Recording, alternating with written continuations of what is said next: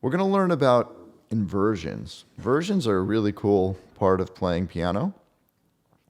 So basically, imagine we're playing a C chord, okay? 1, 3, 5. All right. Now, when we want to play an inversion, what we're really doing is we're just taking the notes and scrambling them up a little bit. So if we have C, E, and G, if we took this C and we put it up top, we'd have to change our fingering, but that's still a C chord. Basically, anytime you have the notes C, E, and G anywhere, that's a C major chord. I can mix them up any way I want. So we're going to learn, these are what we call close voicings, when you have the notes all together rather than spread them out like I just did. Okay, that's called an open voicing. This is called a closed voicing. And if you think about it, there's really only 3 closed voicings for C major. Let me show you what I'm talking about. So here's C major. Can you guys play that with me? Good. Now, here's how we get to that first inversion. We take our thumb and we put it on the E. Then we take our index finger and we put it on the G. So we take our thumb and put it on E. Do that. Use your index finger for G. And you're going to have your pinky play that C that was down here. So all we did was we moved this C up to the top. So go back to, this is what we call root position. That's where the C is on the bottom. We always call that root position. This is called first inversion. It's a little confusing because it's the, you might say, well, it could be the second inversion. Really, it's the root position, and then we call this first inversion.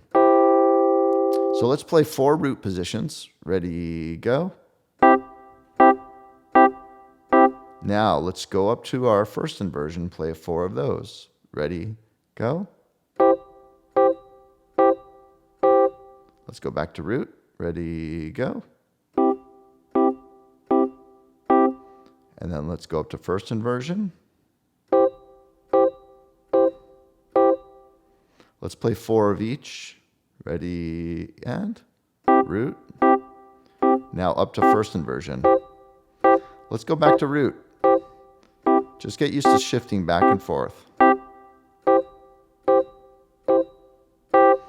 Play the root, just the note the root. Play the third. Play the fifth. Now play the high root. That's up here. These are both C's, those are both the roots. Okay, so root position, play that chord, please. Now go up to first inversion. See how I just kind of slid over?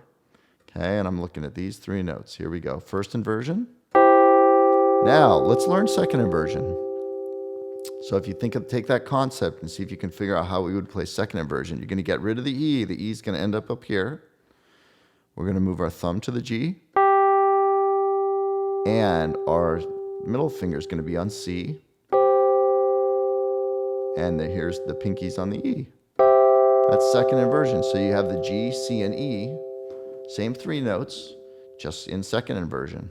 So let's go back to root position. Play that. Now slide up to first inversion.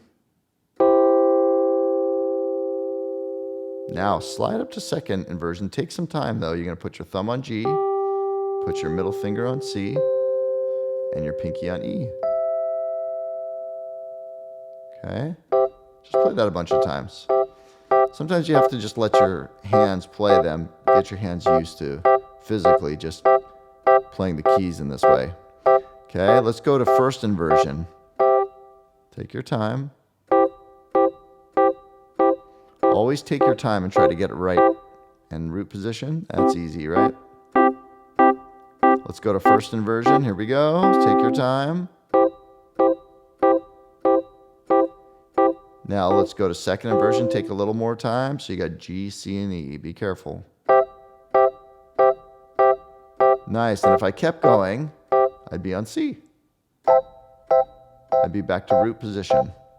Try to come down to second inversion. Take your time. G, C, and E. Here we go. And then down to first inversion.